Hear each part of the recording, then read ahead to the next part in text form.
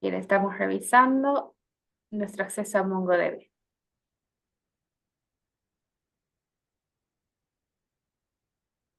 Deme un segundo, por favor. Ok, de acuerdo.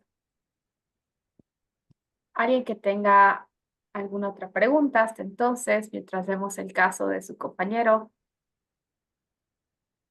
Para acceder a la base, perdón, de Airbnb, ¿en qué opción se entra dentro del Atlas? Ok, lo vamos a mostrar en la plataforma. Tenemos el link aquí.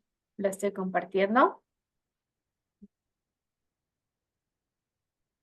Todavía no se ve. Ah, ahora sí. Súper. Bien, entonces nos encontramos en bibliografía y herramientas y tenemos bibliografía extensiva y complementaria. Ah, sí, sí, sí, pero ya tengo la cuenta, digamos, y quiero Ok, entrar a la base, pero no sé en qué opción de Atlas. oh, ya de acuerdo. Bien, para todos, sin embargo, descarga el software necesario, ¿no? Y tenemos el link de la cuenta. Ok, entonces aprovechamos el caso de su compañero, entonces dejo de compartir pantalla para todos acceder a la colección de Airbnb. O quizás si alguien ya tiene su pantalla lista para proyectar, también lo puede hacer.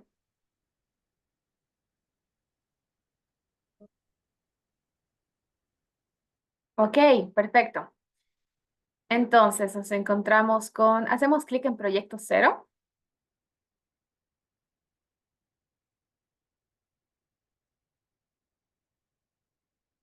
Perfecto. Hacemos clic en base de datos a la izquierda.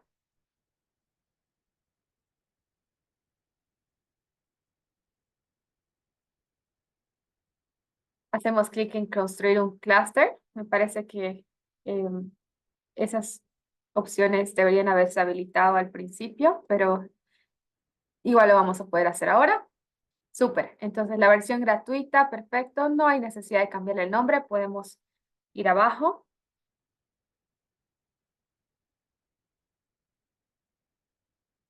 Ok, se nos está asignando la zona de Sao Paulo. Está muy bien. No vamos a encontrar Bolivia. Es la más cercana. Y Create Deployment.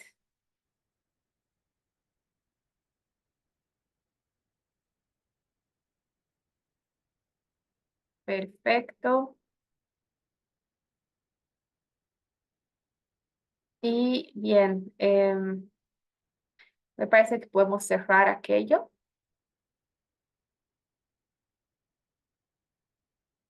Y ahora sí podemos hacer clic en, mm, bien, base de datos.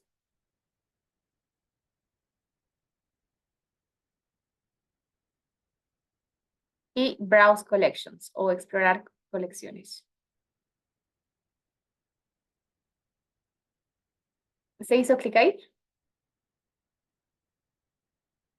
¿Me confirma? No, está cargando solito. Oh, ya. Bien, entonces esperamos un par de minutitos en el caso suyo. Y vamos hasta entonces con, me parece que era David, ¿no es cierto?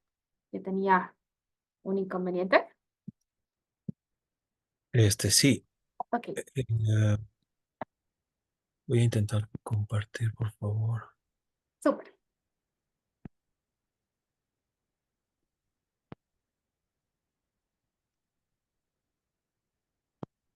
Ah, bien. Usted tiene la versión local de MongoDB.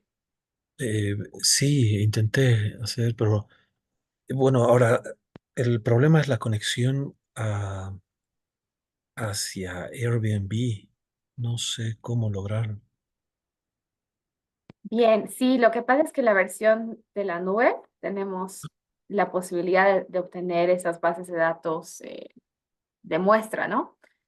Ah, ok. Sí, ah, pero a ver, si me cede el control, voy a tratar de activarlas aquí. Voy a solicitar el control. ¿Cómo no? Ok.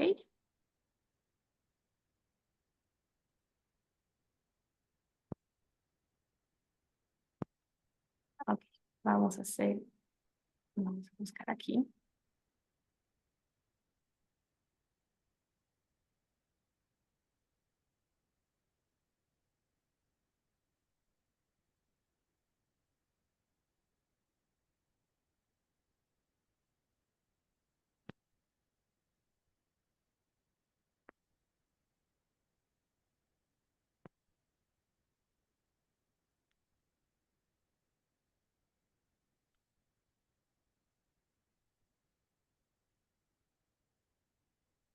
Oh, disculpe, ¿Sí?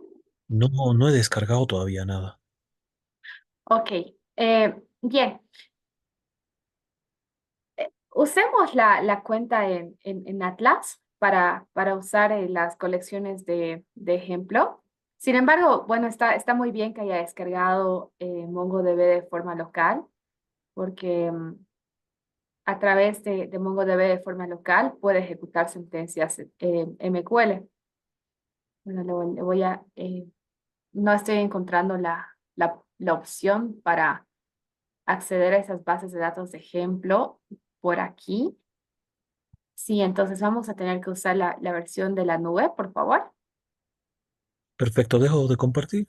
Sí, Ok. ya. Pero sí tenemos la cuenta creada, ¿no es cierto? En Atlas. No, todavía tampoco. O ya. Em, para ahorrar algo de tiempo, entonces la voy a enviar el link por este medio para que sea más sencillo.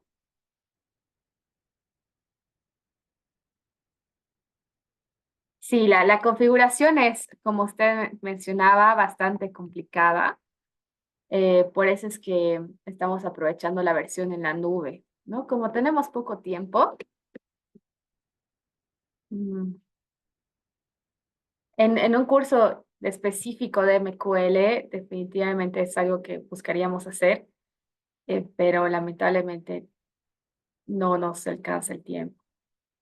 Entonces, bien, la versión en Atlas lo que nos va a permitir realizar es generar un espacio de almacenamiento en la nube, justamente eligiendo cualquiera de estos proveedores de la nube, Azure o AWS, ¿no?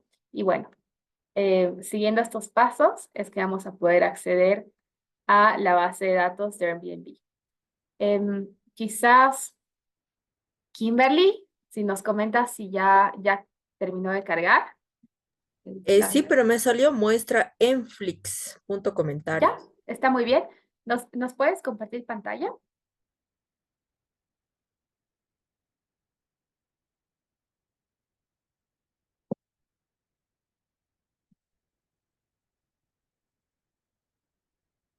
Ok, súper. Entonces vamos a hacer clic en muestra en Flix y a la derecha va a salir un botón de eliminar.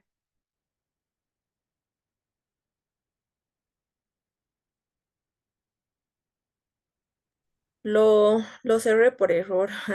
Disculpas, voy a volver a No hay, entrar. no hay problema. Los demás, sigamos estos pasitos también que vamos a mostrar a continuación.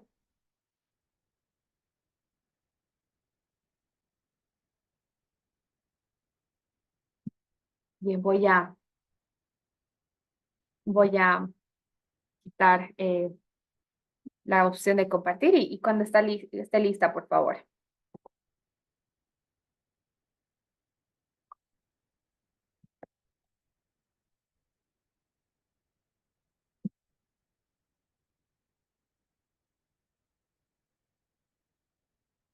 Hasta entonces, alguien que nos comente.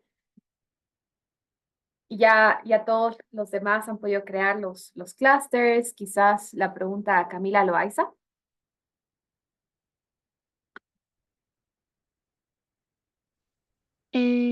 Bueno, yo todavía tampoco llegué a la parte de conectarse con Airbnb, pero ya tengo creado el clúster Ujú. y la cuenta con Atlas y todo. Estoy en la parte de descargar el shell. Ok, no va a ser necesario descargar el shell. Si nos puedes compartir pantalla. Sí, comparto pantalla. Sí, son, como mencionaba David, son unos pasitos complicados. Entonces, cerramos esa parte. Ujú. Ok, y hacemos clic en Browse Collections.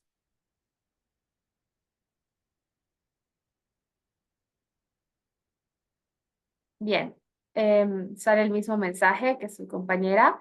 Hacemos clic en Sample Enflix a la izquierda y aparece un botón de borrado. Hacemos clic Hmm. en borrar y hacemos clic en, bueno, exactamente, copiamos el nombre, muy bien, y eliminamos ese ejemplo. Ese ejemplo. Ahora hacemos clic en Load exactamente. Correcto.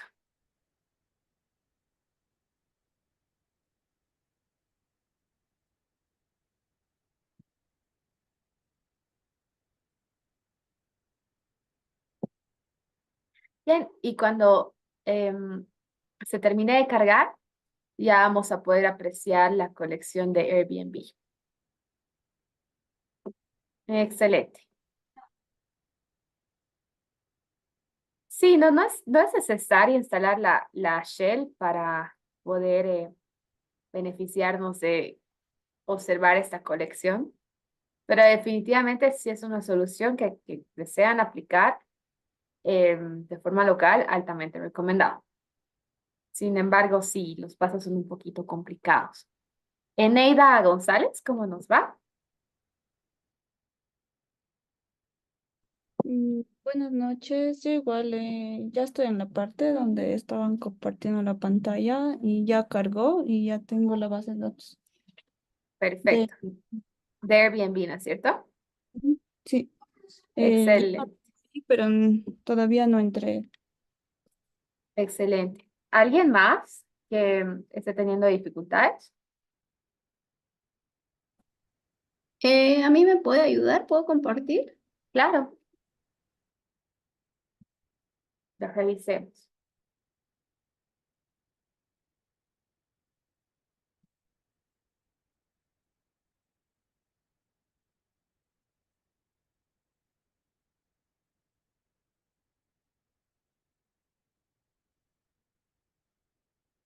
Bien, entonces, el clúster aparentemente está creado. Hacemos clic en base de datos.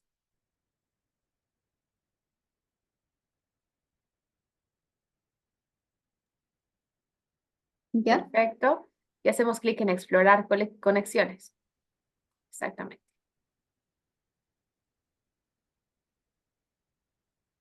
Y hacemos clic en cargar un conjunto de datos de muestra. Ah, no. Sí, está muy bien.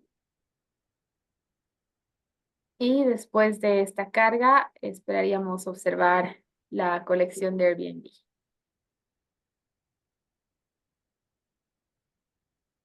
Mm, sí, está. eh, me- observemos. Parece que está cargando, ¿no? Sí, Por creo que defecto siempre llegamos a esa base de datos, ¿no? Sí, No hay que correcto. buscarla. Ok. Ujú. Bien. Entonces, una vez que tengamos éxito, todos deberíamos observar algo como lo que voy a mostrar en pantalla, que es Sample Airbnb, lo que tenemos en pantalla. Lo círculo en rojo debería decir Sample Airbnb. Entonces, en Collections, Sample Airbnb. Y si hacemos clic, tenemos la colección de Listing and Reviews, que luce así.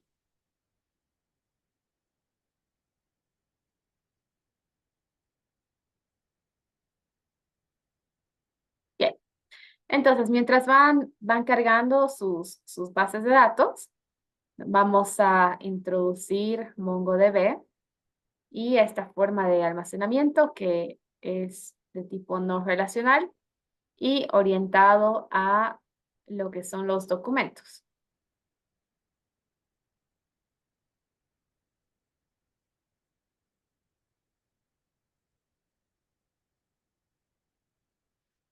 Bien, observemos lo siguiente. Estamos apreciando un documento en pantalla.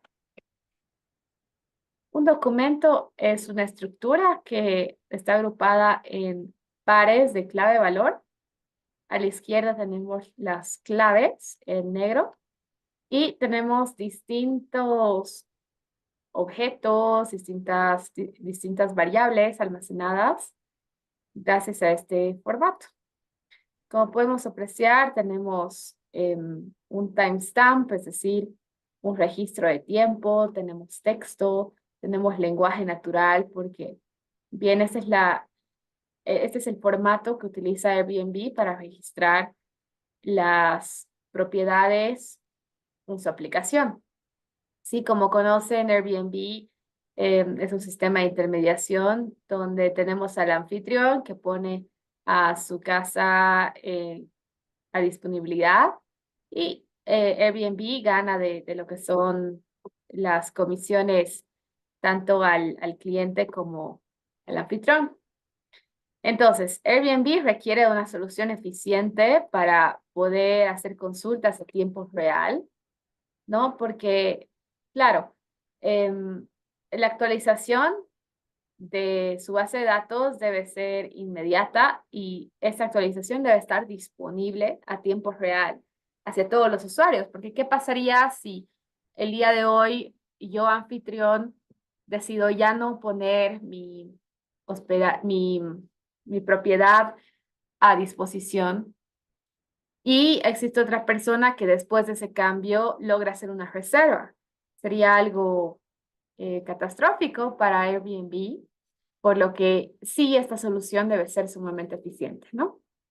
Bien, entonces habíamos hablado de lo que son los clusters. Un clúster es un conjunto de racks y a la vez un rack es un conjunto de nodos, donde un nodo es una computadora prácticamente, que es una unidad de hardware y software. Y sobre los clusters habíamos mencionado que estos pueden trabajar en conjunto de forma coordinada, ¿sí? Para nuestro beneficio, ya sea para el procesamiento en paralelo o para generar una tolerancia a fallas. Ahora bien, la base de datos que nosotros estamos observando, en este caso MongoDB, nos permite trabajar con clústeres en la nube, ¿sí? La información que nosotros almacenamos no la estamos almacenando de forma local, estamos haciendo uso del alquiler, bueno, uso del préstamo, podríamos decir, que AWS nos da con sus computadoras, estamos usando su espacio. Y si nuestra solución requiere un gran almacenamiento de datos, como lo que necesitan las empresas que requieren soluciones de Big Data, vemos que MongoDB nuevamente nos ofrece clusters de computadoras, en primera instancia de forma gratuita, si no excedemos los límites, pero si requerimos más espacio aún, nosotros podemos crecer dentro de la infraestructura de MongoDB y pagar por el uso, ¿no? Por el almacenamiento. Entonces, debido a que MongoDB es una base de datos de tipo no relacional, es que justamente podemos trabajar de entrada con lo que son los clústeres, ¿sí? Debido a que se trata de estructuras que son particionables. Entonces, estos datos semiestructurados se llaman así porque si bien tienen cierta estructura, cierto formato que podemos visualizar, este no es rígido, permite mucha flexibilidad. De hecho, en el caso de Spotify hemos observado que podíamos registrar imágenes, podíamos registrar palabras, podíamos registrar hasta emoticons, ¿no? Todo tipo de datos. Entonces, debido a esa flexibilidad es que se los llama datos semiestructurados. Y bien, la forma de almacenamiento de los datos semiestructurados, en primer lugar, la encontramos con el formato JSON, ¿sí? Donde la capacidad de JSON es la programación orientada a objetos. Este es posible. Por otro lado, tenemos XML, que bien nos permite una flexibilidad también elevada de almacenamiento. Otro tipo de formato es HTML, el que usamos para las páginas web. Por otro lado, tenemos los archivos de registro o log, que nos permiten describir el comportamiento de un sistema o bien la actividad que registra el mismo, ¿no? Y finalmente, archivos de configuración que eventualmente usaríamos para configurar un ambiente. Bien, aquí tenemos un ejemplo de cómo luce el formato JSON. Nuevamente tenemos el par clave valor, donde a la izquierda encontramos el par, entre comillas, y a la derecha lo que va a almacenar este valor. Y observemos que vamos nuevamente desde números únicos, texto, fechas, valores categóricos, e incluso una estructura entera, ¿sí? Una estructura entera que la alberga una sola clave. Entonces, en este documento podemos observar que estamos tratando datos de una persona que se llama Jane Doe y estamos haciendo uso de una clave para escribir todo lo que se refiere al ámbito de su trabajo. Entonces, y aquí podemos apreciar la diferencia con respecto a las bases de datos, de tipo relacional. Todo lo estamos albergando en una sola unidad, ¿sí? No estamos haciendo referencia a otra tabla para describir la dimensión trabajo. Todo lo estamos albergando en una unidad, ¿sí? Donde podemos apreciar su principio y su fin. Y esta estructura, debido a que presenta un alto detalle, es muy compacta y por ende fácil de manipular. Y si estamos hablando de una base de datos que va a contener documentos, esta base de datos va a ser particionable, ¿sí? Porque, nuevamente, reitero, lo que vemos en pantalla es una unidad. Entonces, si tenemos una unidad íntegra que no depende de nada más, no depende de otra tabla, la podemos destinar a que se almacene en un nodo. Y podemos duplicarla, podemos replicarla para generar una tolerancia a fallos. Silvana, levantó la mano. Una consulta, disculpe, Ujú. respecto a estos datos, ¿tienen las mismas keys? O sea, todas las unidades o pueden tener distintas keys. Idealmente, si estamos hablando de documentos dentro de una sola colección, la colección podría ser el equivalente a una tabla, ¿no? Dentro de una base de datos. Idealmente deberían tener, sí, las mismas claves para que podamos hacer un filtrado, un ordenamiento, ¿no? Sí, deberían tener las mismas claves. Ujú. Gracias. ¿No hay de qué? Entonces, se entiende, ¿no es cierto?, por qué las bases de datos orientadas a documentos son particionables. Porque todo lo que requieren para describir, en este caso, a esta persona, Jane Doe, ya se encuentra albergado en una sola unidad, ¿sí? Y eso permite que esta unidad sea independiente y que sea distribuible entre distintos nodos y que distintos nodos puedan trabajar en ciertos documentos para todos trabajar como un equipo y tener un procesamiento posiblemente en paralelo. Entonces, no nos enfocamos en ahorrar espacio, ¿no? En evitar una duplicidad de los datos, porque pueden haber dos personas que trabajen para el mismo empleador. Si no nos enfocamos en que estos documentos, estas bases de datos, sean particionables para que justamente podamos hacer un escalado horizontal. Bueno, aquí tenemos otro ejemplo de un XML, sí, donde observamos que en realidad el formato es un poco diferente. Iniciamos con la clave, sí, y terminamos también con la clave. Tenemos una apertura y un cierre. Bien, entonces, justamente aquí esta imagen nos muestra muy bien la diferencia entre bases de datos de tipo relacional y bases de datos de tipo no relacional. Las relacionales tienen esta conexión entre tablas. Se genera esta conexión entre tablas y hacen imposible un particionado.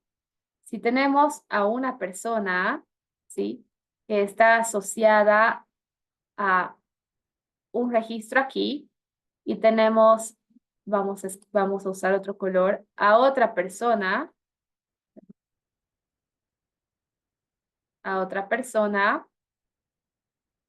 que también está relacionada a otro registro aquí, porque ambas compran el mismo producto, no estamos logrando esa independencia del registro, porque están ambos registros conectados a un solo registro de la tabla productos, ¿sí? Entonces, debido a estas conexiones es que no podemos separar los registros en una base de datos de tipo relacional y no podemos realizar un escalado horizontal.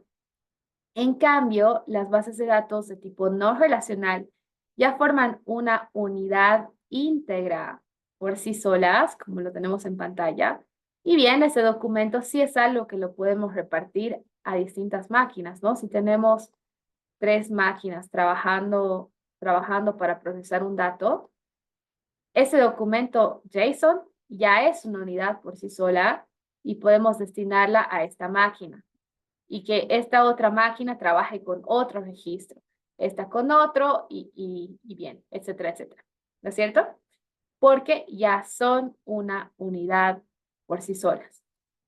Entonces, el punto de las bases de datos de tipo no relacional es precisamente ese, de que sus registros representan una unidad por sí sola que puede ser distribuida para ser procesada en paralelo y para generar una redundancia de datos que nos beneficie con una tolerancia a fallos. Bien, vamos a describir entonces las características de este tipo de base de datos. Nos permiten un modelado flexible de los datos porque podemos almacenar desde datos muy sencillos como solo texto hasta objetos enteros dentro de cada clave. Por otro lado, precisamente porque las bases de datos de tipo no relacional son particionables, es que podemos realizar una escalada horizontal, ¿sí? Y en lugar de enfocarnos en incrementar la capacidad de una sola computadora, podemos trabajar con equipos de computadoras que coordinen entre sí para realizar una tarea. De eso se trata. Por otro lado, esto nos beneficia con una alta disponibilidad. Las consultas suelen ser trabajadas de una forma muy rápida y también podemos generar una distribución de esos datos en varias zonas geográficas para para reducir la latencia, es decir, el tiempo de respuesta. Proporcionan un alto rendimiento porque justamente como podemos aplicar el procesamiento en paralelo, es que tareas que requieren un elevado procesamiento pueden ser trabajadas en conjunto. ¿sí? Por otro lado, datos que no son estructurados también pueden ser almacenados. Y bien, tenemos en realidad distintos tipos de bases de datos no SQL. Nosotros vamos a revisar solo algunas, debido al tiempo. Bueno, entre las limitaciones, si bien tenemos beneficios, también tenemos limitaciones. Encontramos, en primer lugar, la falta de estándares.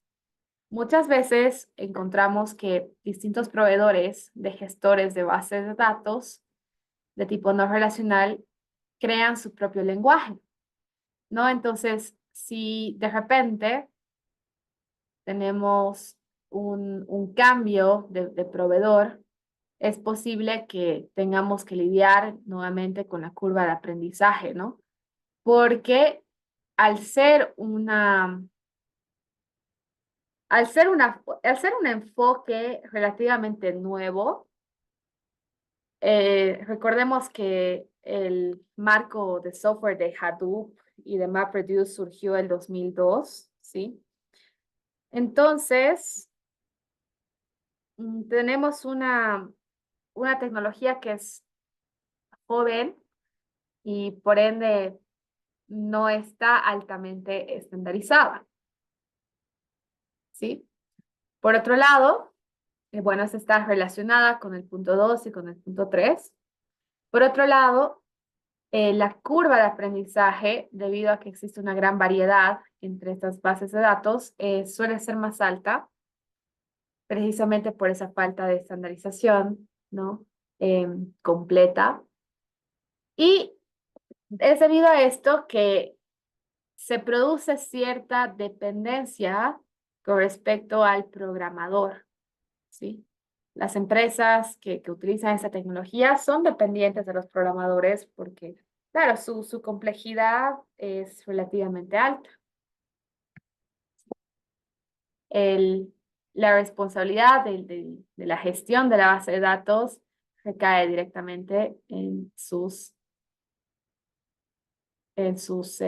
brazos. Bien, aquí tenemos algunos ejemplos de bases de datos de tipo no relacional. Encontramos, en primer lugar, las bases de datos orientadas a documentos. Nosotros estamos revisando el ejemplo de MongoDB, que es la más popular. Por otro lado, tenemos bases de datos orientadas a grafos. Y vamos a revisar la siguiente clase, lo que es Neo4j, específica a estas aplicaciones. También encontramos las bases de datos netamente de pares clave-valor. Tenemos un ejemplo que es DynamoDB. Por otro lado, también tenemos las bases de datos de columnas.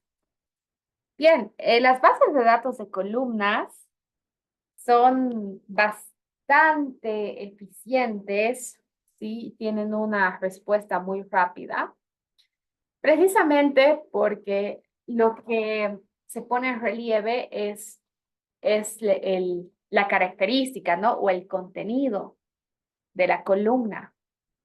En lugar de enfocarnos en los registros, nos estamos enfocando en las columnas. Entonces, nos sirven para realizar consultas bastante rápidas, ¿sí? Donde tenemos consultas muy complejas. Bien, y finalmente tenemos las bases de datos de objetos, ¿sí? Y tenemos como ejemplo ObjectDB, ¿no? Entonces, dentro de esta estructura encontramos muchos objetos que están anidados.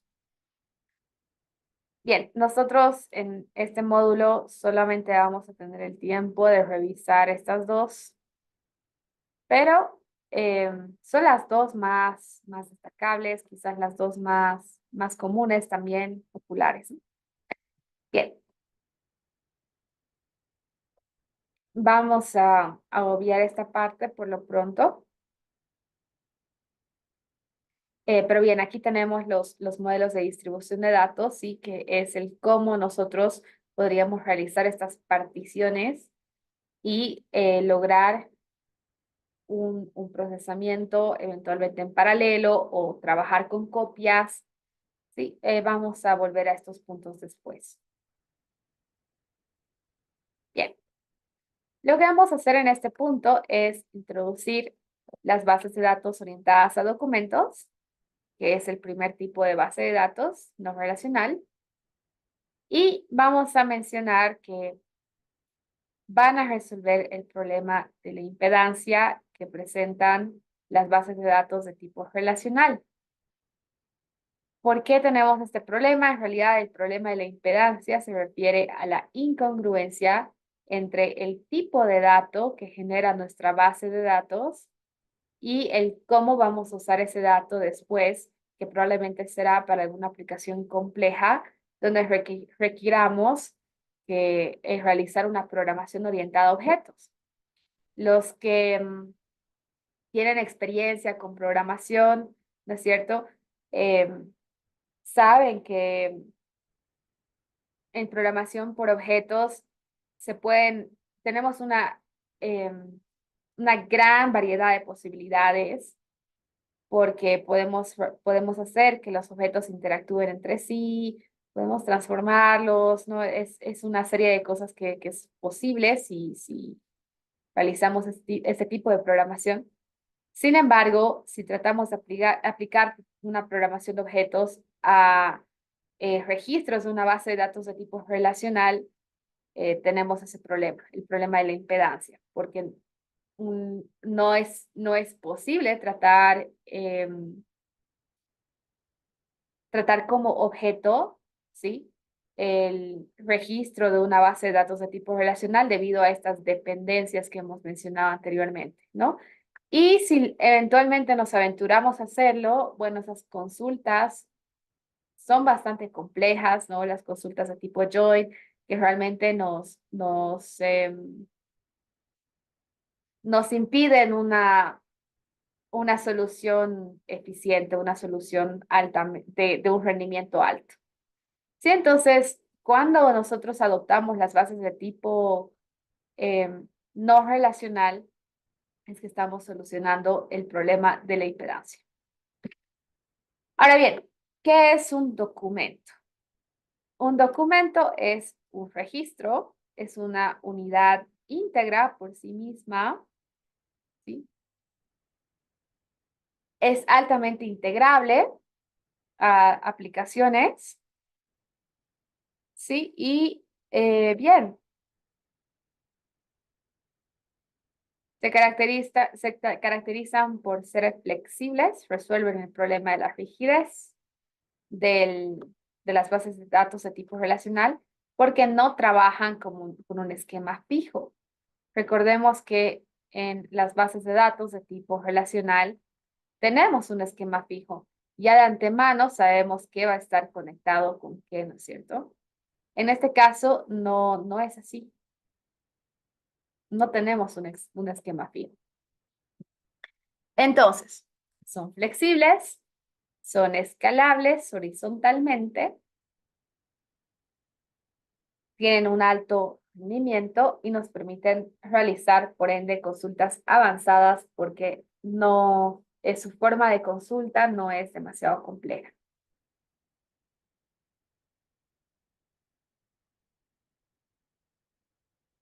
Bien, aquí tenemos un ejemplo de un registro. Estamos almacenando el registro de un libro. En este caso, tenemos como descripción que su autor es Miguel de Cervantes y el título es El Quijote. ¿No? Entonces, notemos el formato de este registro es par clave valor, donde si registramos otro documento, también vamos a tener la misma clave en común, que es autor y libro.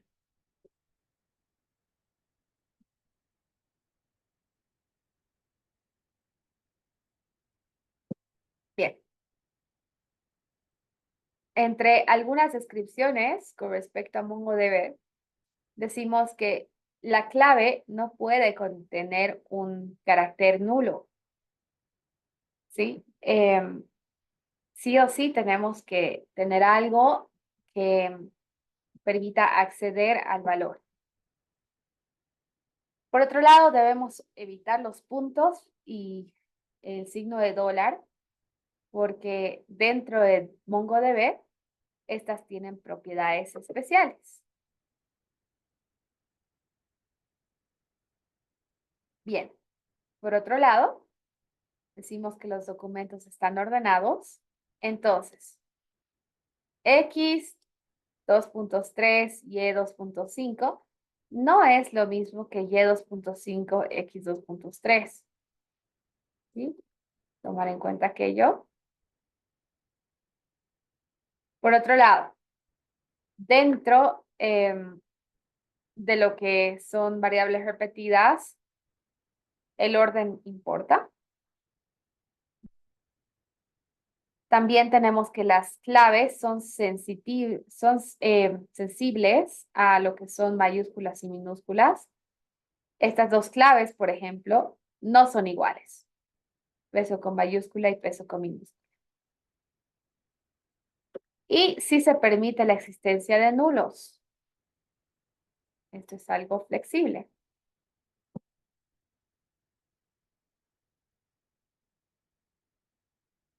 Bien. Por otro lado, podemos almacenar lo que son valores booleanos. Aquí tenemos un ejemplo. Podemos almacenar fechas, decimales, números reales. Y también, como en SQL, podemos restringir el tipo de dato que va a ser almacenado. Sin embargo, esto, y nótese una gran diferencia. No es necesario, ¿sí? Que seamos muy rígidos con esto. También podemos almacenar arrays. Nótese este ejemplo. Y no necesitamos nuevamente ser rígidos con el número de elementos dentro de un array. Y los arrays también pueden contener distintos tipos de datos. Aquí estamos viendo que tenemos texto y también una variable de tipo decimal.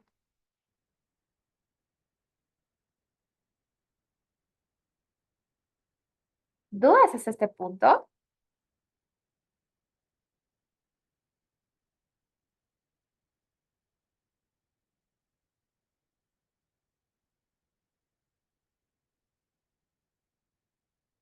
Ok, aquí tenemos una pregunta interesante. ¿Se podría usar o recomendar el uso de MongoDB en banca? Completamente. Recomendaría el uso de bases de datos orientadas a documentos. En realidad, Mongo solo es un proveedor. Nuevamente, recomendaría el uso de bases de datos orientadas a documentos en cualquier institución que maneje una gran cantidad de datos. Sí, especialmente si lo que quiere priorizar es la rapidez, la eficiencia en la respuesta, ¿no es cierto? Entonces, totalmente recomendable para lo que es banca, donde sabemos que vamos a tener muchos clientes que van a depender precisamente de nuestra eficiencia. Buena pregunta.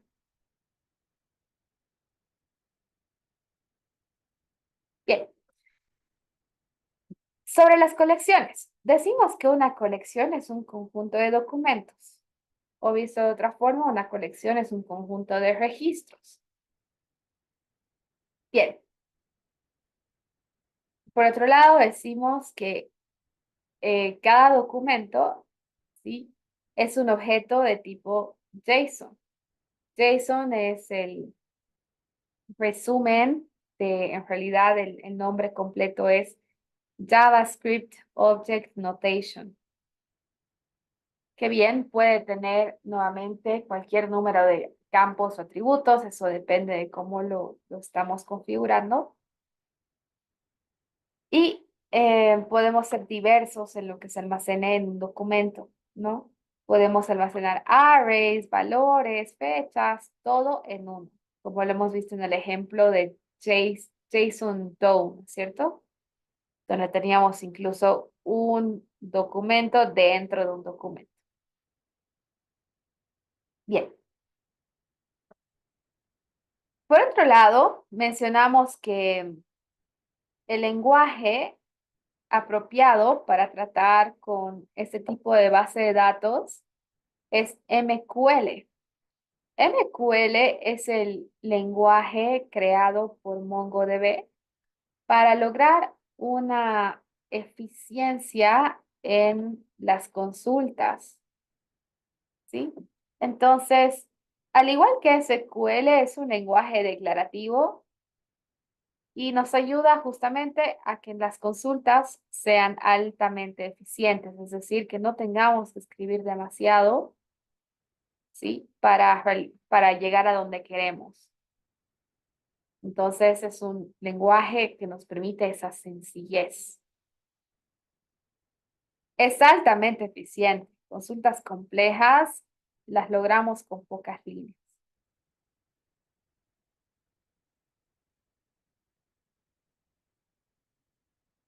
Bien. Aquí tenemos algunos ejemplos, ¿sí? Cándida tiene una pregunta.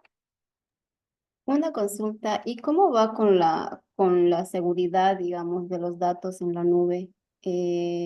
No es que puedan ingresar o sea, cómo es, digamos, su seguridad de, de MongoDB. Excelente, excelente.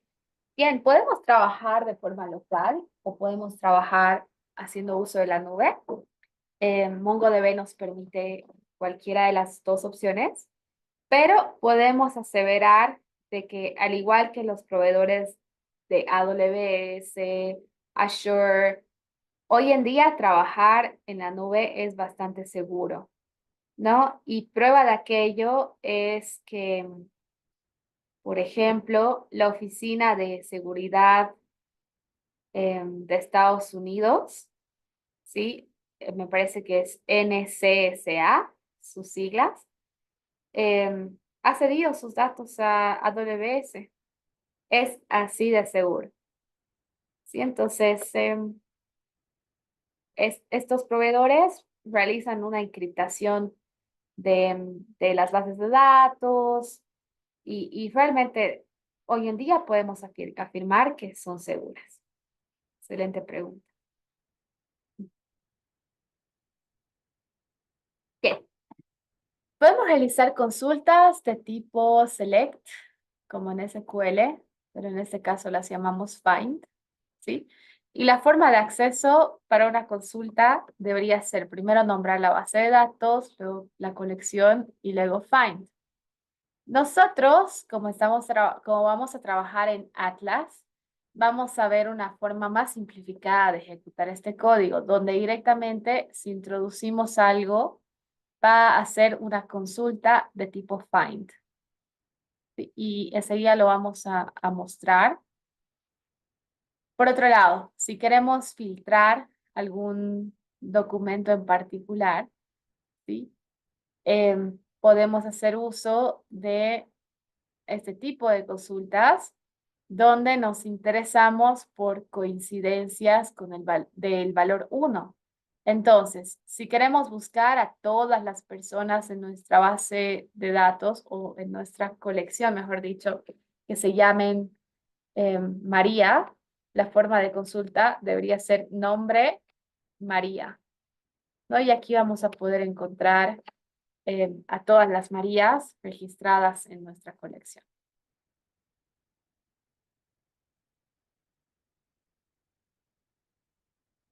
Bien, adicionalmente podemos excluir resultados en nuestras consultas, ¿no? Como por ejemplo, podemos evitar que los resultados se muestren de esta forma y luego especificamos solamente los resultados en los que estamos interesados.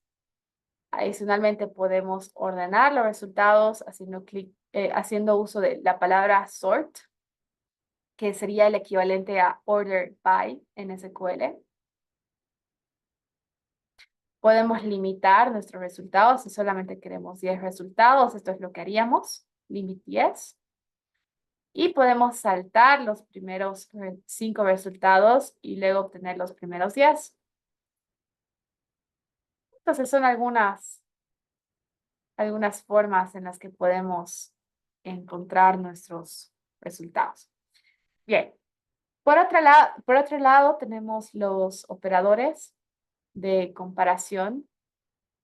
Tenemos greater than, que es mayor que, less than, menor que, less than or equal, ¿no? Entonces aquí menor o igual a, igual a, not equal, no igual a.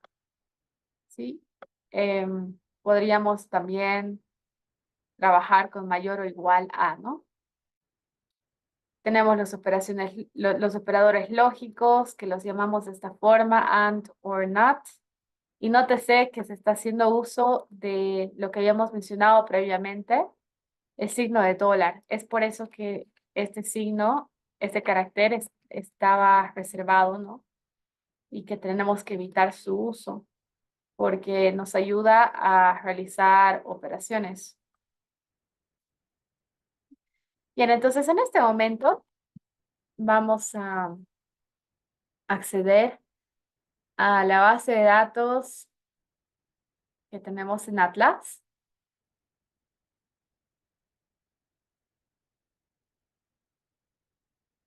Y bien, les pido acceder al documento de clase que enseguida voy a proyectar.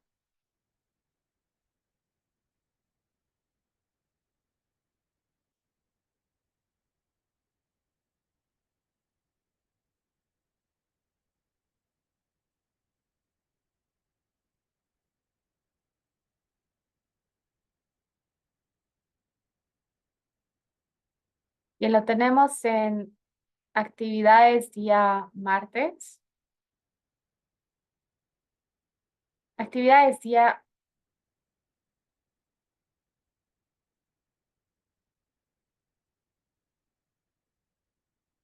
Un segundito. Actividades día jueves, por favor. Actividades día jueves. Vamos a acceder al documento que dice, que tiene el nombre de ejercicio 1 MongoDB, por favor. En este momento les doy un par de minutitos para que lo abramos.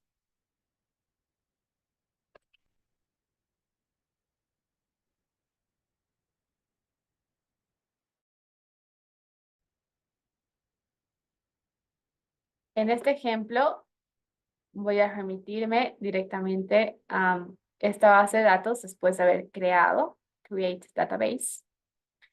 Y vamos a hacer clic en la colección creada y vamos a insertar un documento.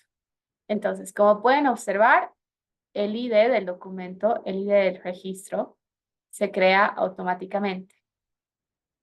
Por otro lado, puedo añadir campos como nombre. Esta persona se llama Lucía. El tipo de datos que prefiero es string, evidentemente. Quiero registrar su edad. Para que ello puedo seleccionar un integer, ¿no? Y le daré la edad de 16 años. Voy a añadir otro campo. Y este campo va a registrar los hobbies. Donde tenemos una persona puede tener varios hobbies, ¿no? No vamos a tratar de limitar esto. Entonces, en primer lugar, a Lucía le gusta pintar. También le gusta bailar. Le gusta cantar. Y finalmente le gusta el gimnasio. Gimnasio. Entonces, acabo de crear 3 claves para el valor, donde una es un array, otra es una edad y otra es el nombre, ¿sí? Pero también podemos ver varios tipos de datos, ¿no? Posibles, como por ejemplo el booleano. Y aquí podemos escribir, ¿no? Mayor de edad, y en este caso la respuesta sería falso, ¿cierto? Bien. Lo que estamos observando, esta forma de introducción de los datos es un poco manual. Estamos haciendo uso de programación visual, ¿no es cierto? Pero en realidad, si nosotros queremos automatizar este proceso a través de una aplicación, en realidad estamos usando el formato JSON, ¿no? Aquí lo vemos a la izquierda y se clica aquí, ¿sí? En View. Y bueno, esta es la forma de almacenamiento, nuevamente el formato par clave valor. Y como vemos, array también, bien, usa los corchetes, ¿no es cierto? Bien, entonces vamos a hacer clic en insertar y habrán insertado su primer documento. En este caso me tomé la libertad de crear algunos, pero no se preocupen, no vamos a trabajar con los demás. Este era un solo ejemplo de cómo podemos insertar bases de datos. Perdón, insertar documentos en una colección de una base de datos. ¿Sí? ¿Dudas hasta este punto?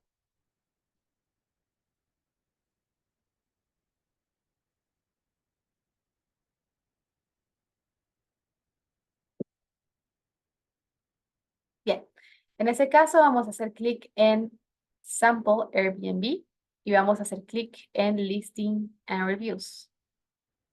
Bien, en Listing and Reviews vamos a poder observar un total de 5.555 registros y vamos a observar que realmente el tiempo de respuesta es genial. Notemos que este no es solo un ejemplo cualquiera, ¿sí? Airbnb de verdad usa esta forma de almacenamiento para sus propiedades, ¿sí? Y vamos a observar qué tan complejos pueden llegar a ser. Entonces, este primer documento nos está mostrando una casa que tiene el nombre de Casa Alegre. Aquí tenemos el resumen. El anfitrión es el responsable, ¿no? de que sea un resumen atrayente y está usando el lenguaje natural. Por otro lado, tenemos la descripción, todo lo que nuevamente el usuario ha generado con lenguaje natural. Bien, tenemos el tipo de cuarto. Aquí seguramente tenemos datos categóricos. Tenemos el número de noches mínimas que debemos reservar y el número máximo. Tenemos otros datos que ya empiezan a ser bastante complejos, como los que tenemos en pantalla, que nos dicen, bien, ¿cuándo ha sido el primer review de esta propiedad? ¿Cuándo ha sido el último? ¿No? Y esos datos se van actualizando constantemente. Por otro lado, tenemos, bien, ya valores de tipo integer, ¿no? Como cuántas camas tienen, cuántos cuartos. Y nuevamente este dato que se va actualizando continuamente, que es cuántos comentarios tiene, ¿no? Cuántos reviews. En amenidades, o bien,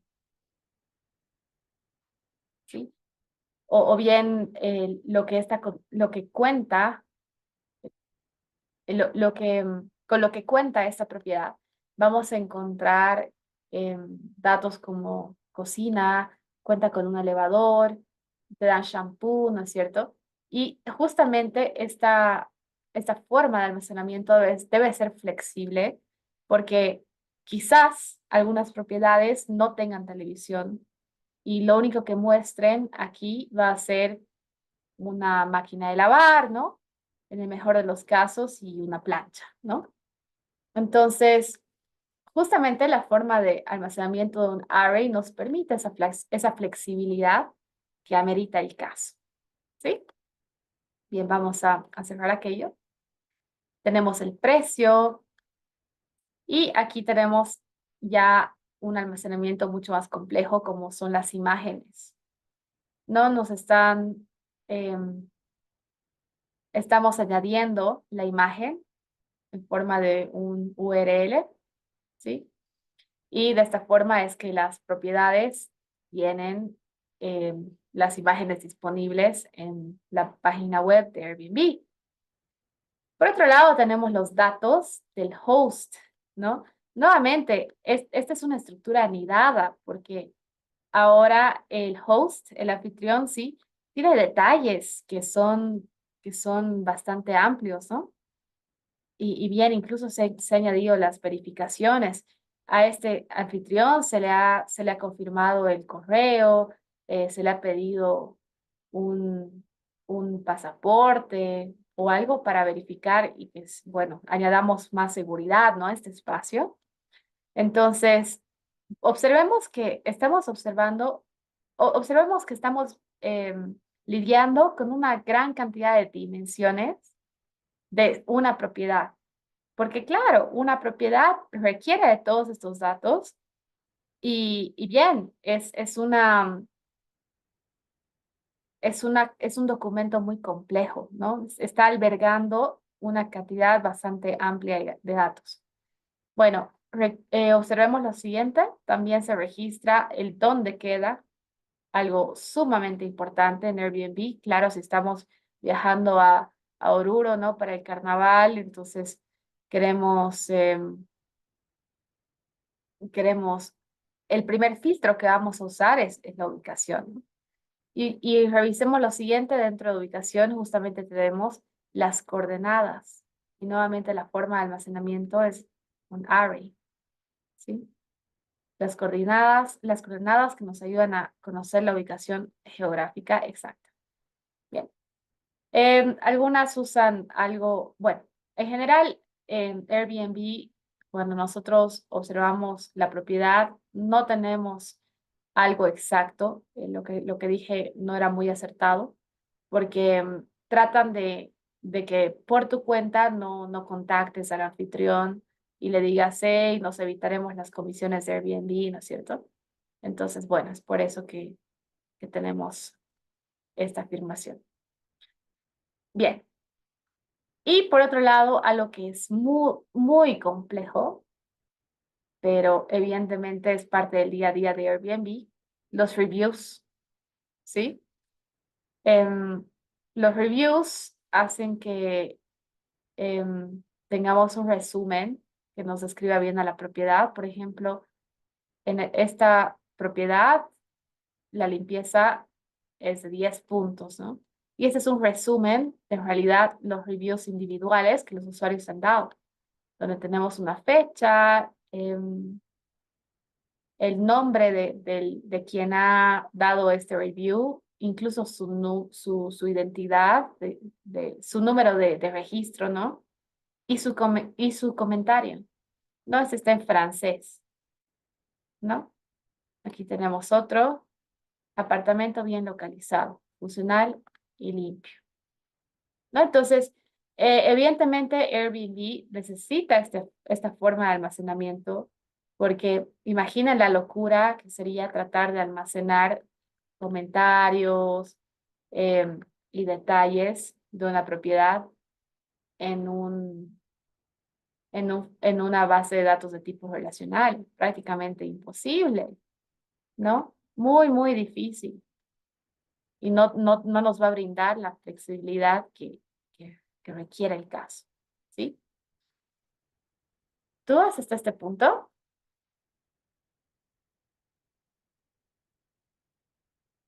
Bien, entonces vamos a comenzar con lo que son las consultas. ¿Cómo navegaríamos a través de esta base de datos? Bien. Algo que quisiera que observemos, que nuevamente también está bastante genial. 5.555 registros. Observemos cuánto pesa.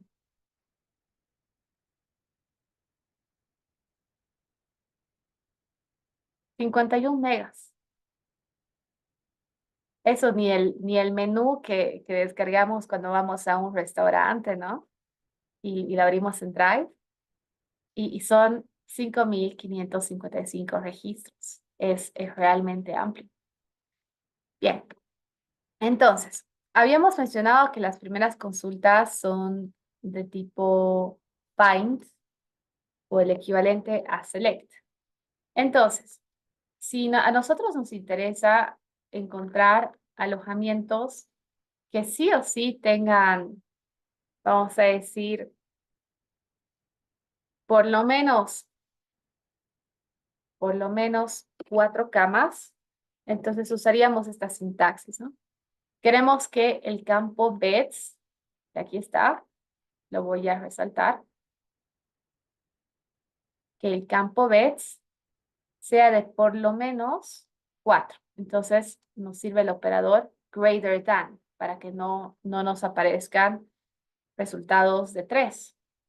Vamos a aplicar esta búsqueda y en nada de tiempo ya encontramos 20, un poco más de 20 registros, ¿no? Nos está mostrando los primeros 20 resultados en realidad. Y aquí ya tenemos el resultado de una propiedad que cuenta con 10 camas. Avanzamos un poquito dentro del otro documento. Esta es otra propiedad que tiene 5 camas. ¿Sí? Bien, por otro lado, si queremos encontrar las propiedades que se encuentran en España, entonces haríamos otro tipo de filtrado, como lo tenemos en el documento adjunto, donde queremos acceder a el país de España.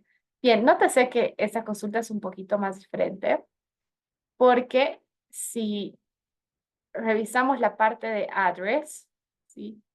El campo de address, address es un objeto, no está almacenando directamente el país, como en el caso de las camas que directamente almacenan el número de camas.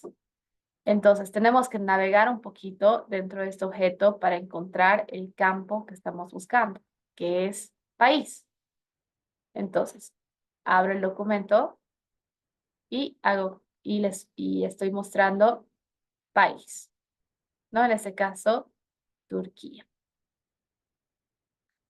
Bien, entonces es por eso que escribimos primero address y luego .country para acceder a una parte más profunda del objeto de address. En este caso, buscamos España. Bien, aplicamos la consulta. Y aquí tenemos el resultado. Mostramos la coincidencia, address, ¿sí? ¿Y dónde está ubicado? Aquí lo tenemos. Barcelona, España. ¿Sí? Entonces, esta forma de consulta realmente es bastante potente, nos permite ser muy eficientes con la sintaxis, ¿sí? Esa es realmente una ventaja, el poder realizar aquello. Bien, en este momento la consulta para clase es, bien, buscar, en este caso, a las propiedades, ¿sí? Que tengan como código CH. A ver qué es lo que encontramos. Como código de ubicación CH.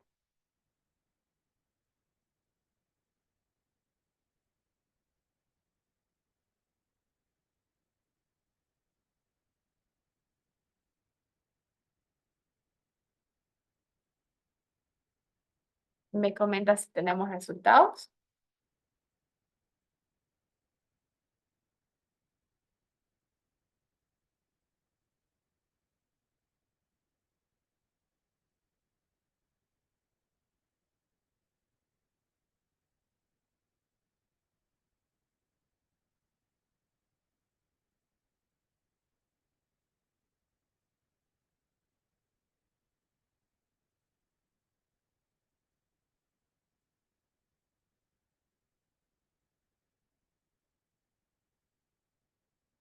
Si alguno tiene una respuesta, ¿tenemos propiedades en la ubicación de CH o no?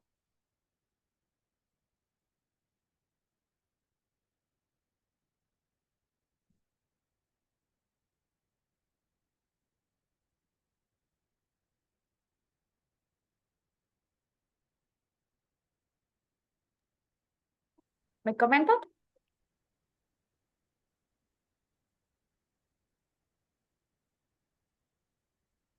Excelente. Candida tiene la respuesta. Muy bien. Tenemos address country.code y evidentemente no tenemos ningún registro de propiedades. CH es para Suiza. No tenemos. Pero bien, si ahora buscamos las propiedades con código US de Estados Unidos, vamos a observar si tenemos resultados. Sí. En este caso tenemos propiedades con este código que pertenecen a registros de Estados Unidos. Aquí lo tenemos, address, código US, país de Estados Unidos. Perfecto. Bien, avanzamos en el documento. Sin embargo, quiero registrar la participación de Cándida.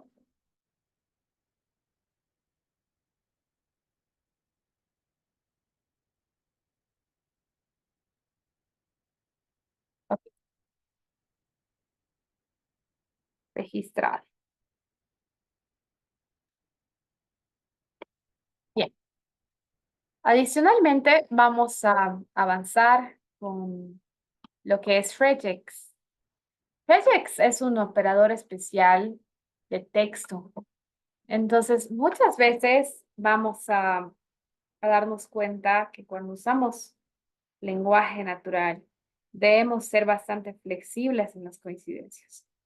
Entonces, si nosotros buscamos una propiedad que tenga una excelente ubicación, esperamos que esta frase, excelente ubicación, se encuentre ya sea al principio del comentario, al final del comentario, en medio del comentario, o bueno,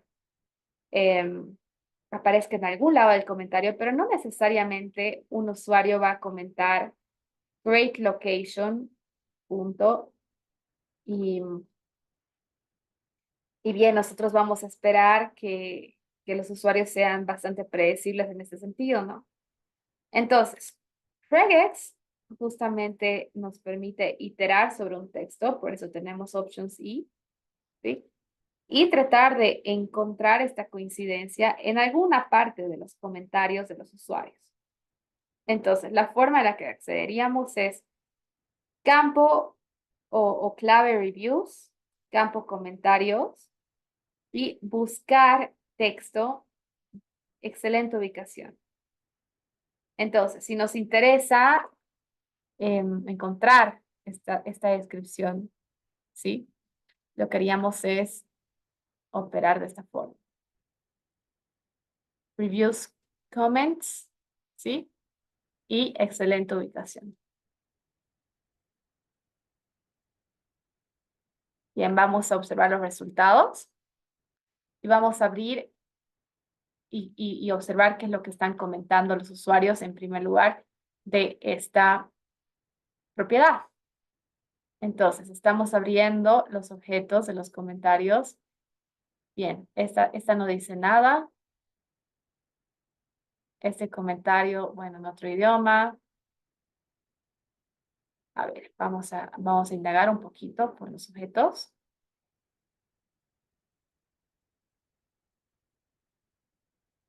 Quizás no es alguno de estos usuarios ha usado, sí, esa descripción de Great Location.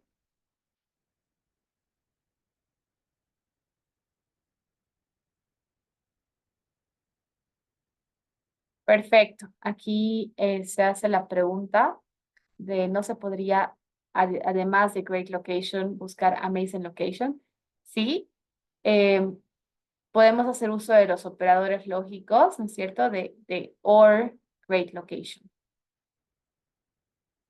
No, bien, aquí tenemos great place to stay. Quizás en este caso, alguno de los usuarios ha comentado great location, pero no, quizás no es lo que más caracteriza a esta propiedad, ¿no? Lo vemos por los comentarios. Bien, aquí tenemos otro ejemplo de otra propiedad. Vamos a observar. Bueno, hasta en ruso tenemos, ¿no? Ah, este sí, ¿no? Apartment is in a very good location. Entonces, si, si observamos lo que está en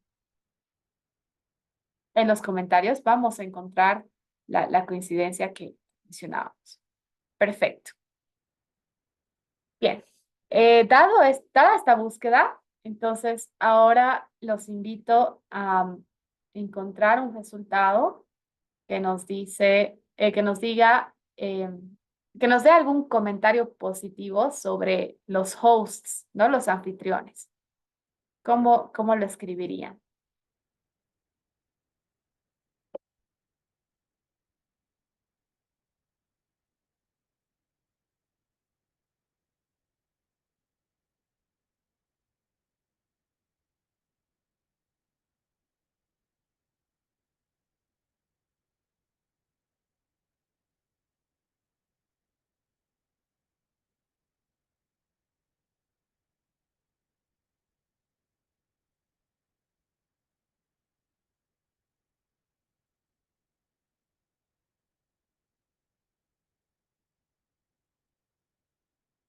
Ok, aquí Natalia propone usar lenguaje natural. Sí, es posible. Nosotros podemos almacenar únicamente los comentarios y con un análisis de sentimiento de texto, procesar todos estos documentos y específicamente los campos comentarios. Excelente solución. Ujú.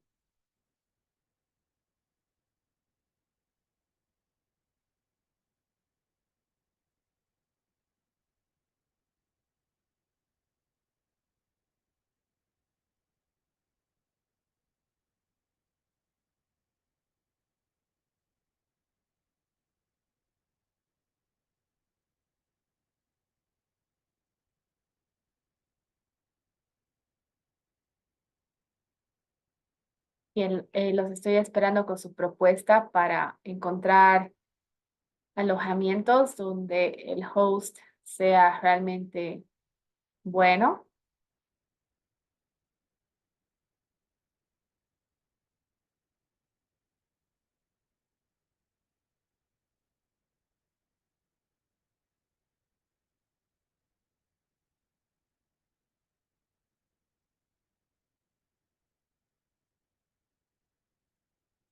Y les doy. Ok. Excelente. Bien, aquí tenemos dos respuestas, una de Silvana y la otra de Candida. Perfecto. Sí, great host. Perfecto. Han ubicado también los comentarios y bueno, realmente hablan muy positivo, ¿no? Del anfitrión. Excelente. Entonces registro las participaciones.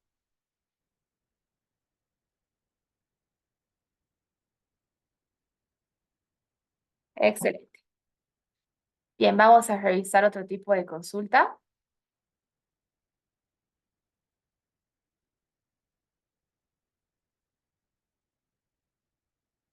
Bien, esta es una consulta un poco más complicada, pero no menos interesante. En este caso, estamos haciendo uso de datos de geolocalización y nuestra intención va a ser encontrar propiedades que estén cerca de estas coordenadas, que son las coordenadas de New York. ¿Sí? Entonces, algo que es bastante interesante en MongoDB es que estas búsquedas pueden utilizar formas geométricas, las que nosotros veamos por conveniente. Entonces, podríamos eventualmente usar un rombo,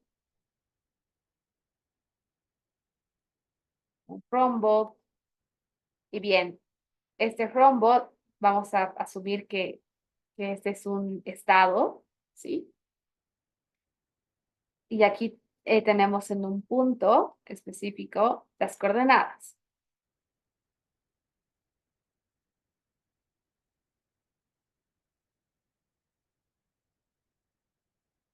Bien, supongamos que estamos referenciando la ubicación exacta de este punto. ¿Sí? Que bien, tendrá latitud tal, longitud tal, ¿no?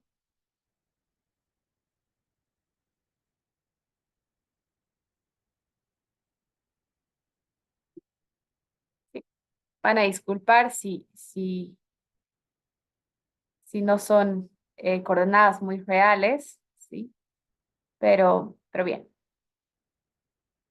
Entonces, nosotros podemos especificar la forma en la que queremos que se ubiquen documentos que están cerca de este punto. Y podemos limitar la distancia de este punto a los límites de esta forma. Entonces, para aquello podemos limitar la distancia a los bordes, distancia máxima. Podemos decir 5.000 metros, ¿sí? Es algo que nosotros podemos configurar. Bueno, esto es particularmente útil para el caso Airbnb, pero especialmente útil para una empresa como por ejemplo de pedidos ya, ¿no? Donde el delivery sea algo crucial. Entonces, el tiempo de respuesta también, por ende, trataríamos de priorizar resultados de búsqueda de restaurantes, de ubicaciones que están cercanas al usuario, ¿no? Entonces, lo que nos permite hacer MongoDB es lo siguiente. Vamos a hacer clic en Aggregation. Hacemos clic en Aggregation, por favor. Y me confirman cuando haya cargado.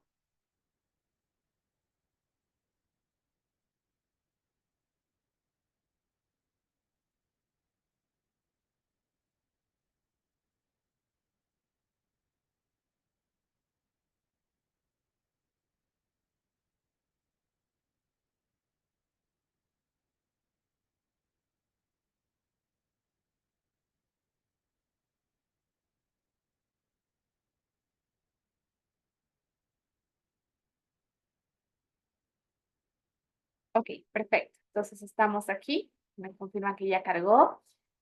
Vamos a hacer clic en Pipeline. Aquí lo tenemos.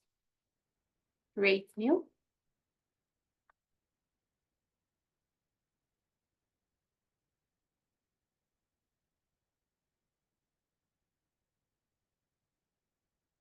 Y vamos a hacer clic en First Stage. En realidad este es el primer paso, First Stage. Y se habilita lo siguiente. Vamos a observar que las consultas posibles en MongoDB son realmente amplias.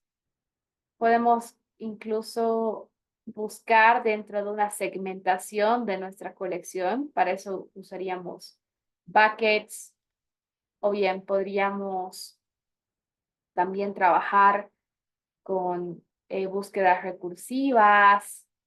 No, es realmente una variedad de posibilidades la que tenemos, pero en este caso nos vamos a interesar por la que tenemos aquí, GeoNear, ¿sí?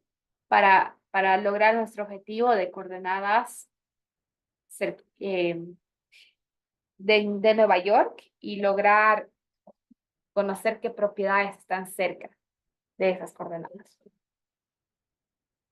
Entonces, vamos a modificar esta sugerencia de código. Notemos que MongoDB ya nos da una sugerencia. Incluso arriba nos dice cómo deberíamos usar. Entonces, vamos a hacer clic en coordenadas y vamos a modificarlas por las que tenemos en el documento. Estas son las coordenadas de Nueva York.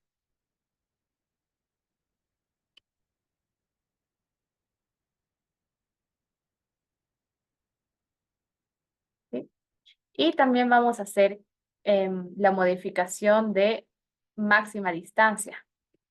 Nosotros queremos trabajar con una máxima distancia. Ojo, también podríamos usar mínima distancia, ¿no? Si queremos objetos alejados de ciertas coordenadas. Bien, nuestra máxima distancia en este caso va a ser 10.000 metros. Dejamos query vacío, logs también. Vamos a eliminar logs, no es necesario. Y bien, vamos a usar, en este caso, una forma esférica. En lugar de usar un rombo, vamos a usar un redondo. Vamos a usar un redondo y bien, ese es el radio. Bien, en menos de tiempo del que he usado para terminar la frase, esto ya estaba cargado, ¿no? Así de eficiente es este lenguaje. Ya tenemos los resultados.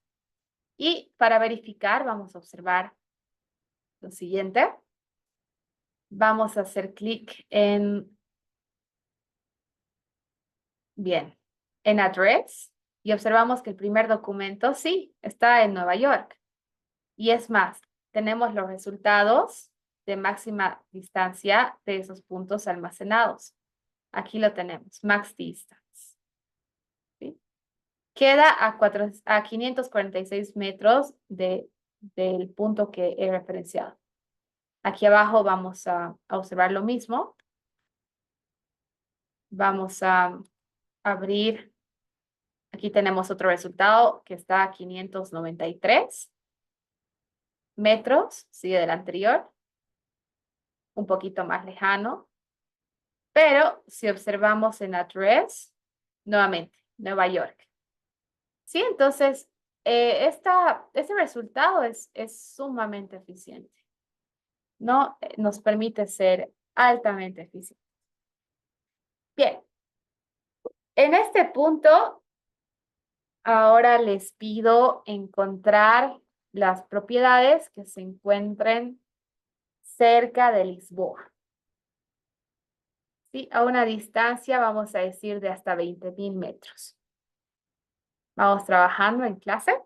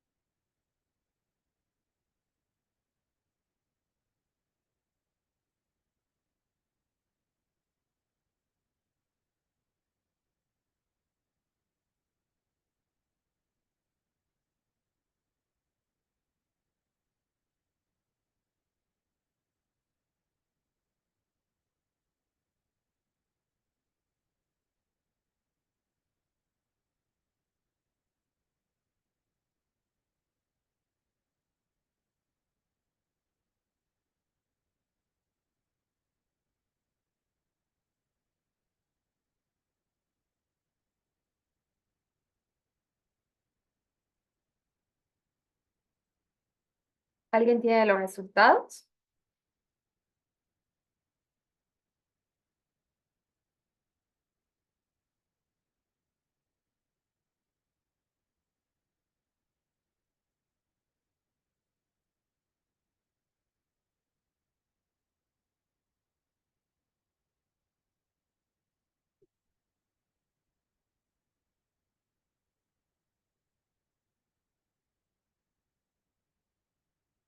Bien, les doy un par de minutitos. Sí, no existen propiedades que estén tan cerca. Quizás si añadimos hasta 100.000 metros, de repente tengamos un resultado. Bien, aparentemente no tenemos ubicaciones tan cercanas, ¿sí? A Lisboa. Bien, añadiendo un poco más de tolerancia, en este caso son 10 millones de metros. Sí, recién tenemos algunos resultados, ¿sí? Bien, donde si observamos la ubicación,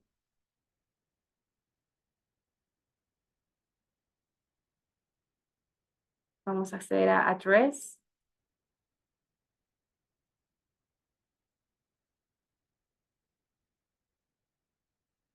Y no podemos observar aquello aquí. Vamos a hacer aquí address, ¿sí? Bueno, tenemos Turquía, ¿no?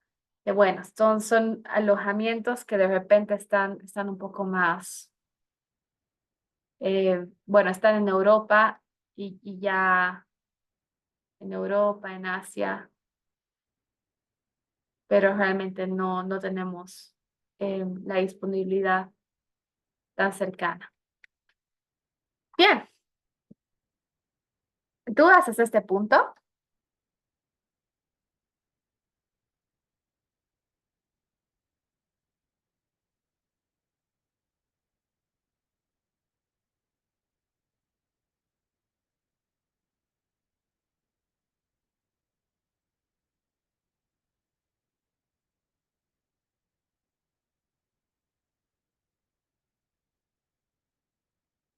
Bien, aquí existe, me parece un problemita en la solución que me pasaron,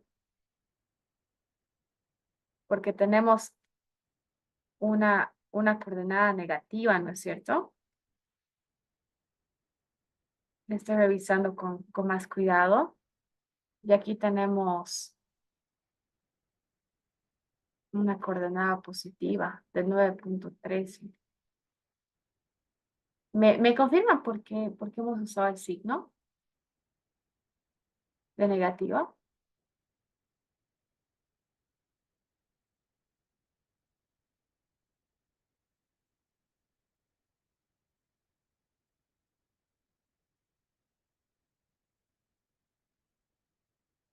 Ok, muchas gracias. Sí, están contradiciendo las fuentes. Excelente, ok. Muchas gracias. Bien, vamos a continuar con una consulta adicional, si antes de pasar a un detalle más que podemos emplear en MongoDB. Hemos mencionado que tenemos las consultas de tipo lógicas, ¿no? Con operadores lógicos. Entonces vamos a volver a Listing and Reviews y Find. Y bien, vamos a brindar un ejemplo de cómo buscaríamos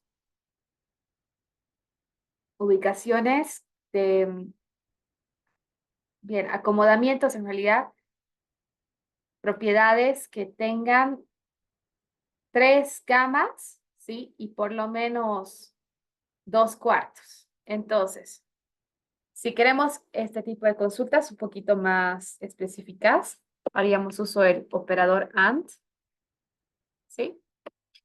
Y encerramos lo que queremos en un array.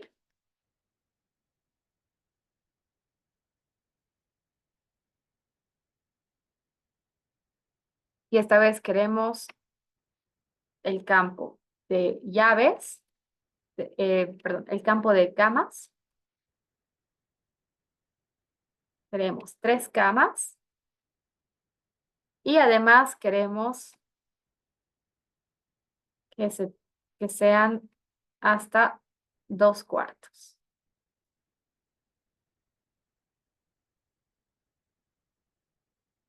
Entonces, como vemos, MongoDB no me deja hacer consultas si están mal formuladas. Entonces, por ejemplo, si elimino uno de los signos ya no me deja porque está mal nuestra sintaxis. Una vez que está todo correcto, ya podemos buscar aquello. Y ya tengo las coincidencias, ¿no? 12 camas, 3 camas, 2 cuartos. Exactas, ¿no? Bien, podríamos adicionar una tercera exigencia por parte nuestra, como por ejemplo, quisiéramos encontrar propiedades que tengan un número de baños de mínimo 2, ¿no? Entonces, nuevamente, copiaríamos el campo que estamos buscando. Y bien, vamos a exigir que las propiedades tengan 2 baños. Y bien, estamos siendo cada vez más exigentes en nuestras peticiones, ¿no? Pero bien, MongoDB nos da la posibilidad justamente de trabajar con operadores lógicos. Bien. ¿Dudas hasta este punto?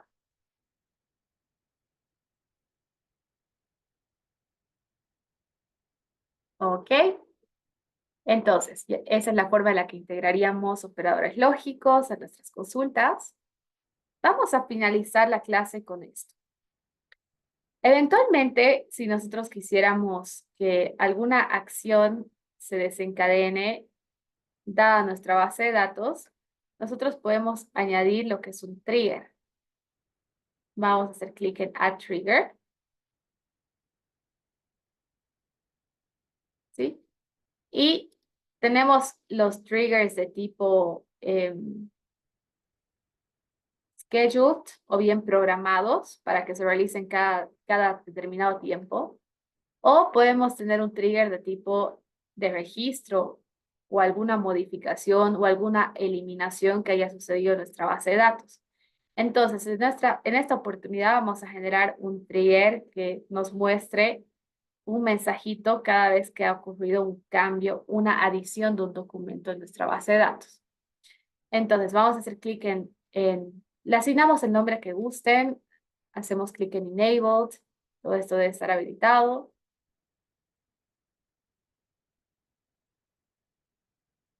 Ok, ¿sí? Y vamos a hacer clic acá en el clúster donde queremos que esto se active. En este caso será cluster clase Big Data, ¿no? La colección especificamos que queremos que se haga en una de nuestras bases de datos. Y aquí vamos a seleccionar la base de datos, la que cree de clase, ¿no? La que ustedes han creado y han registrado manualmente. Y especificamos el nombre de la colección. Y en tipo de operación, a mí me interesa mostrar un mensajito cada que insertemos un documento. Entonces, para aquello, también queremos que nos muestre el documento que se ha insertado. Y aquí es donde creamos una función. Ahora bien, en este caso, la única función que nosotros vamos a registrar, ¿sí? Es la siguiente. Voy a mostrarles el ejemplo que ya tengo creado para hacer esta demostración.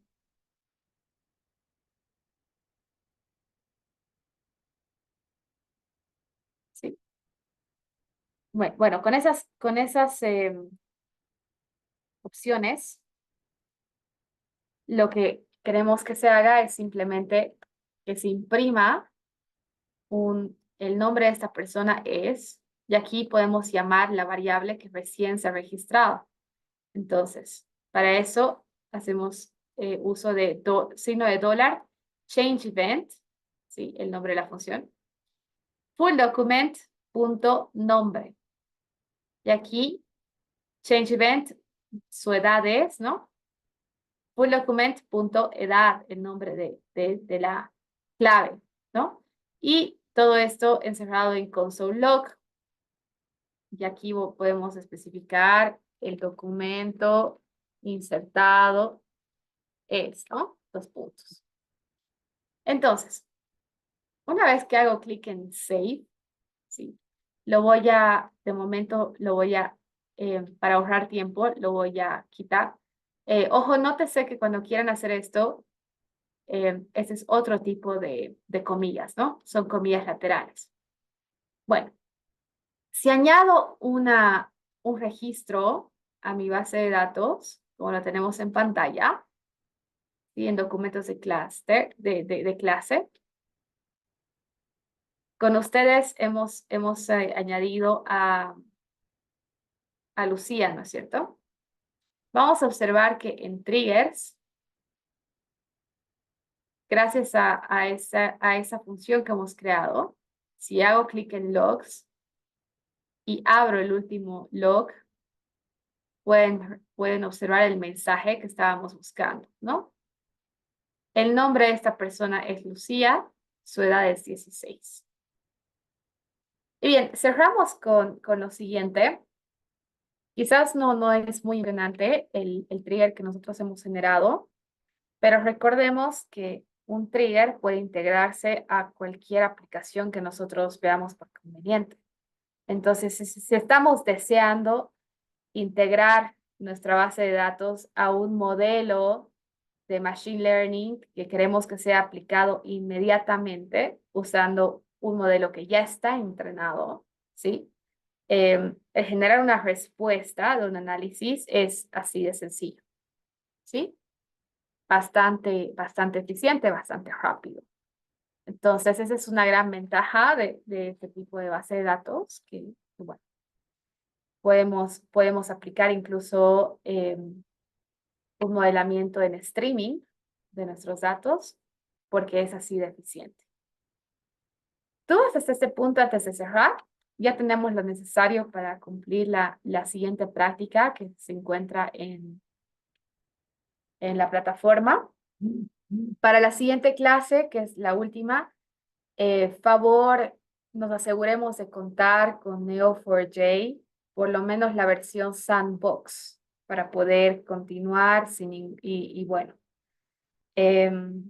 cerrar de forma fluida, ¿no? En modo. ¿Dudas hasta este punto?